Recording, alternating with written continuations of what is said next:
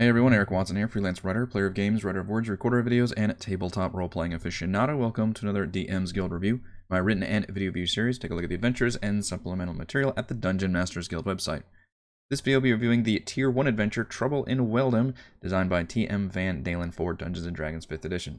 A review copy has been provided for the purposes of this review. If you enjoy my content, consider using my affiliate links for online shopping and supporting me via patreon.com/roguewatson. Trouble in Wealdham is a level 1 through 4 adventure. It says it is optimized for 3rd level, though it feels pretty easy to me.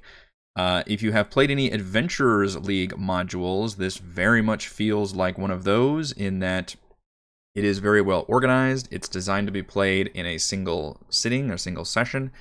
It's got a adventure flow. It's kind of aggressively linear and straightforward, and ultimately isn't necessarily my cup of tea, even though I think the adventure itself is fine. It's competent, but I think it lacks in a lot of ways, mainly that it's just a little too simplistic. Now, that does mean that it can be very easy for new DMs to run, kind of in the same vein as like a Lost Mine of Fendover, although this is only this is like if you took Lost Mine and just ran like, the first chapter or two or something. It's literally just a town. The town has a problem. You go to a dungeon and you fix the problem, and that's the whole thing.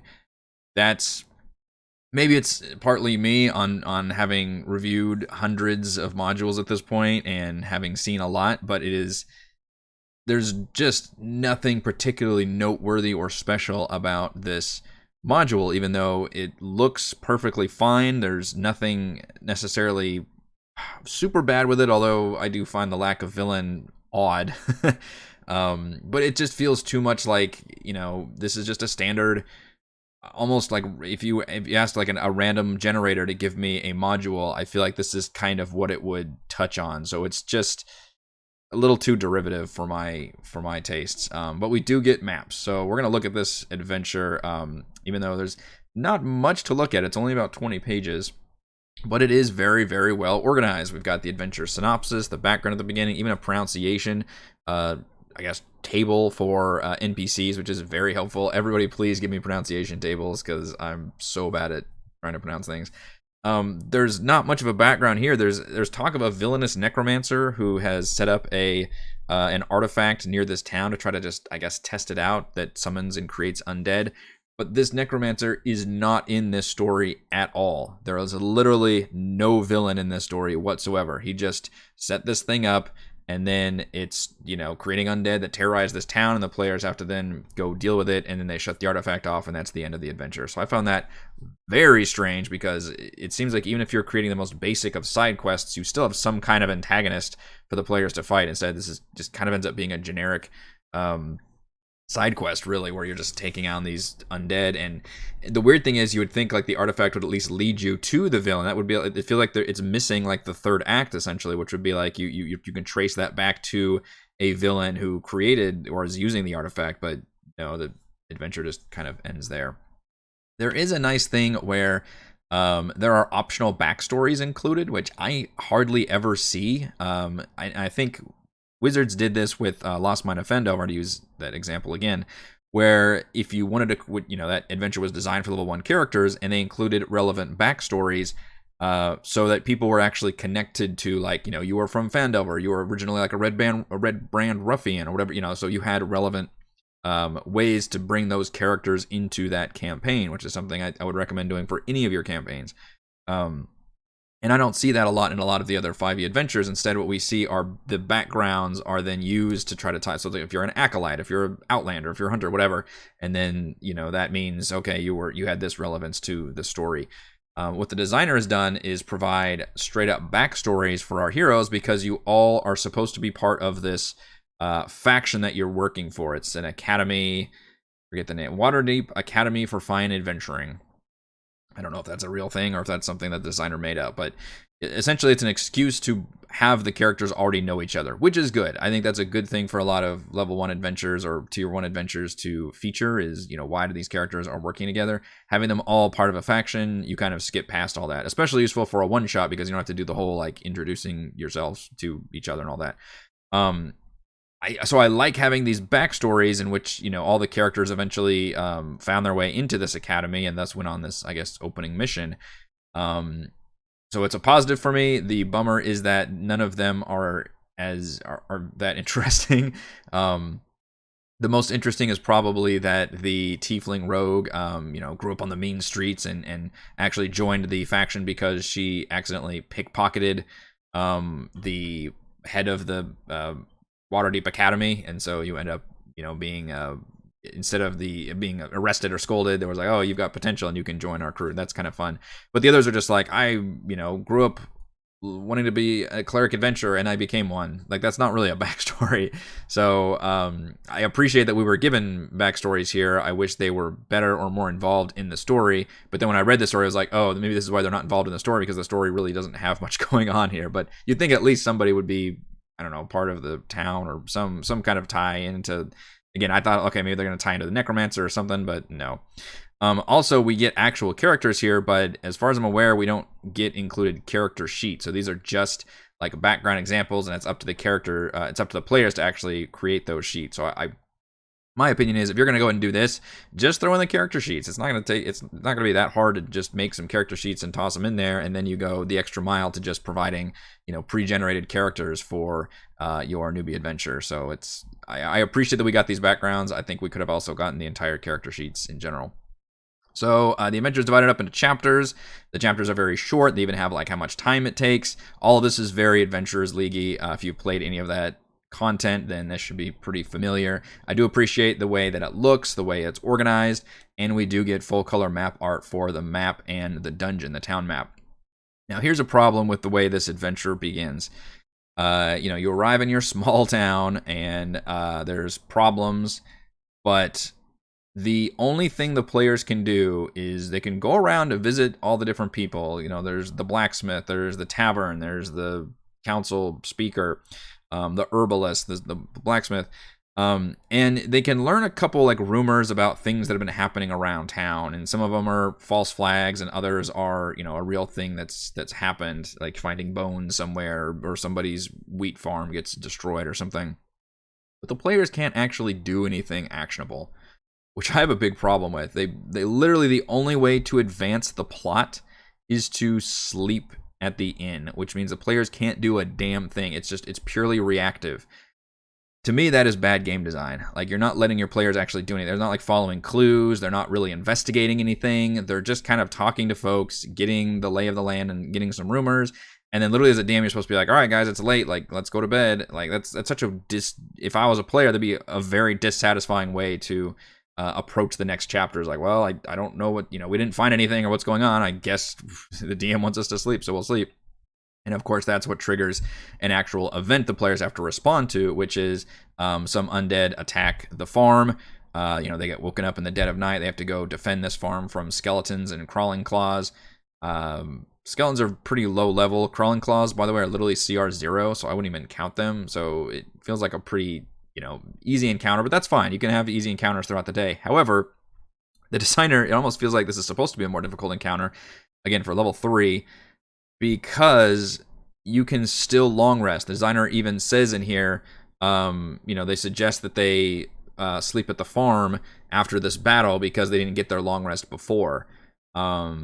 That is not how I would balance this at all. I would make them get their long rest and then have that start draining their resources for the dungeon. I would not let you long rest in the middle of a already very short adventure with not necessarily, you know, a lot of scary combat encounters. So I thought that was a little weird. And then they simply follow the trail from where these undead attack this farm into the dungeon, into a short but competent dungeon that's, you know, a crypt in a cave. It's all just feels so very generic, and maybe that's my problem with reviewing so many products and playing so much D&D, that this just feels like it just not special in any way. You know, there's you walk in, there's skeletons on the floor. Of course, they're going to become, you know, there's bones on the floor. Of course, they're going to animate into skeletons as soon as you walk through the room.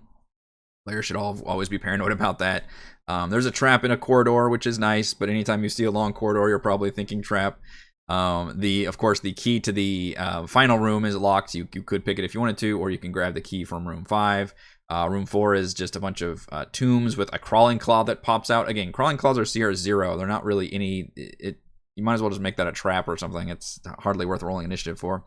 I do like the room that has skeletons in suits of armor that animate and become animated armors, and then their swords fly as flying swords. I would even go a step further and say that when you defeat the animated armor, the skeleton crawls out and you still have to fight the skeleton, because I always like the kind of two-stage it's that, what is that, XCOM enemy that when you destroy it, it's the alien's like, still, like, you kill the alien inside but the suit's still active and attacking, And I even did this in one of my campaigns in Tomb of Annihilation. I had a bunch of wraiths, I believe, animating. It was this kind of same thing. I think it was animated armor.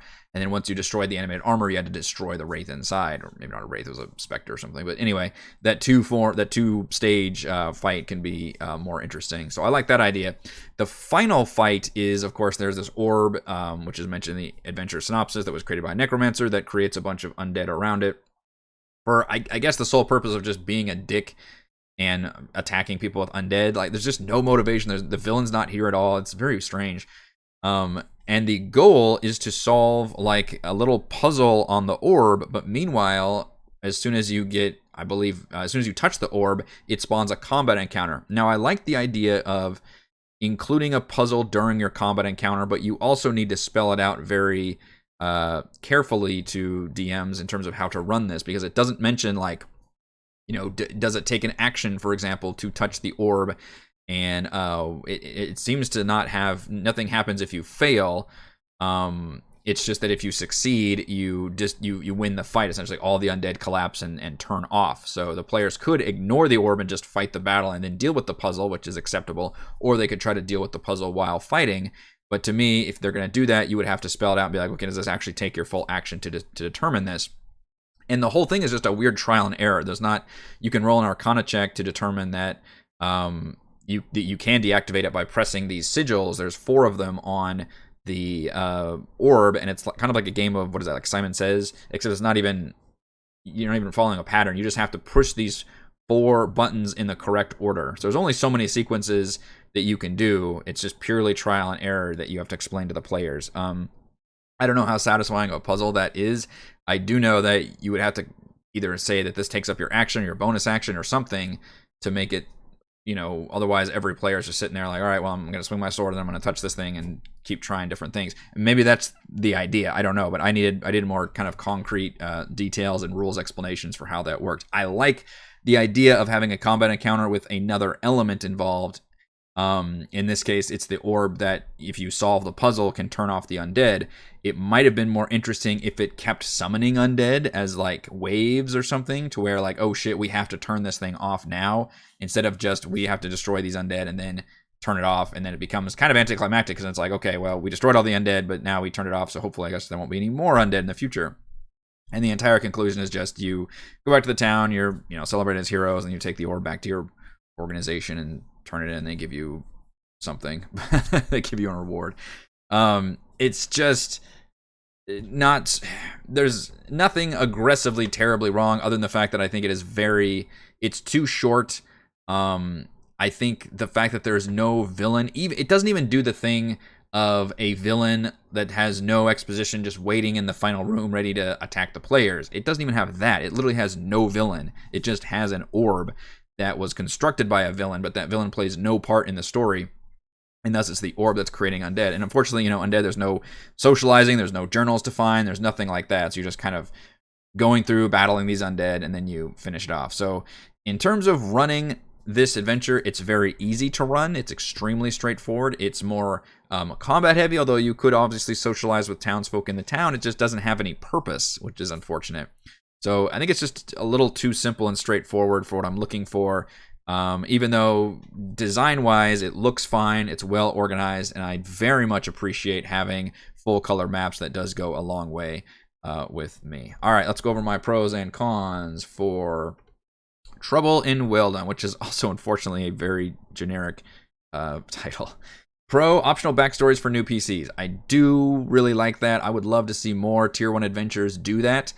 Writing these ways to bring characters into the adventure. Unfortunately, what these backstories do, I'd still include it as a pro, but my criticism still stands that I think instead of just having the backstories tie them to the faction they're working for, maybe also tie them to the actual adventure itself, although you probably would have had to make a more interesting, longer adventure. But that way they have actual relevance to things that are happening, like somebody can be originally from this town, or somebody has necromancy in their background, or that's, I don't know, maybe there's something else going on there. But the way, and look at Lost Mine of Fandelver, because that does a really good job of tying them into specifically that adventure campaign. Pro full color maps for the town and dungeon, huge thumbs up. I always appreciate it. I really like this town map. It's very nice, kind of a almost isometric view. And yes, we do get separate player version maps. These are obviously the DM ones that are embedded here with the number annotations. We get the separate player maps, which don't have any of that as separate image file downloads. And the dungeon map looks perfectly fine. That's a huge thumbs up for me. And Pro Adventures League organization with APL adjustments for encounters, which means if you are running this adventure as a level 1, level 2, level 3, or level 4, every single common encounter does have those adjustments that are like, hey, remove these enemies or add these enemies or make those kind of adjustments. And I really do think the organization is stellar. It makes it very easy to run for DMs to at a glance see all the different chapters. You know, it's all broken up very easily. It even tells you the duration. That is very, very cool, even if the style of this kind of adventure design doesn't really speak to me. Which brings us to our cons. There's no villain or motivation for the undead. There's no twist. There's no satisfying thing to uncover. It's just painfully, well, that's my next con, which is it's too linear and simplistic, but it's just too, the lack of a villain is one con to me. The fact there's no real antagonist, it's just a bunch of undead, and there's no, even socializing with them. It's just, you're just killing undead. And the other con is it's just too linear and straightforward. There's nothing the players can do in town. They just have to wait for things to happen. They just follow the trail, go fight undead in a cave. It's just too aggressively generic and simplistic to make it any interesting. Final verdict, Trouble in Wealdham is a competent, straightforward, and ultimately forgettable low-level adventure. Thank you to everyone for watching this video review. You can see my written review at roguewatson.com. You can watch more reviews and follow our own D&D adventures here on my YouTube channel, and you can support my work at patreon.com/roguewatson. Shoutouts to Platinum patrons Joe, Will, Tiny Dancer, Wizard, Princess, Christopher Thomas, Captain Mike, Adam, Aiden, Stan, Nathan, Alex, Chad, Alexander, Dan, Cam, Quizats, Hatterack, and James. And gold patrons, RPG, Papercrafts, Pretty Boy, and Yuma, Dead Lizard, Lounge, Sam, Ross, Limpy Spuds, Jerome, Scalinia, Nick, Farney McButterpants, Blood Angel, Bronus, Baboon, Nathan, Fassica, Tortoise, and James. Thank you all very much for your support.